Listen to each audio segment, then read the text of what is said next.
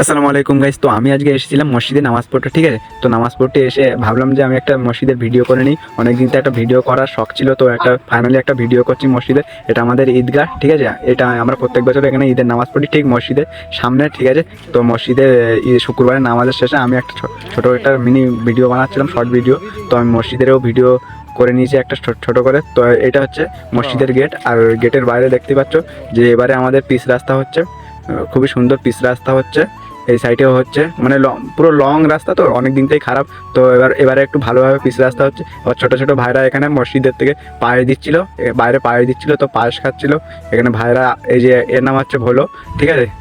এরা সব এরা সব পায়েস খাচ্ছিল, আর আমরা তো পায়েস খাইনি, আমরা বড় হয়ে গেছি, ওই জন্য আমরা পায়েস খাইনি। তো আমরা একটু ভিডিও বানাচ্ছিলাম, ছোটো ছোটো ভাইদের খাচ্ছিল, ভালো লাগছিল।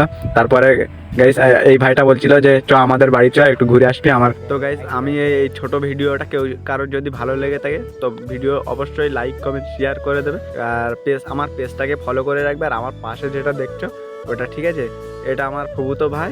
এ শুধু ভিডিও আমি যখন ভিডিও চালু করি আমার ভিডিওর সামনে চলে আসে।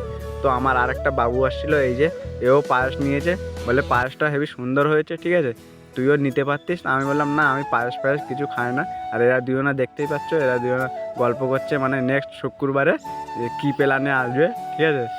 তো আমার ভিডিওটা যদি ভালো লাগে থাকে অবশ্যই লাইক কমেন্ট শেয়ার করবে। Bye bye, tata.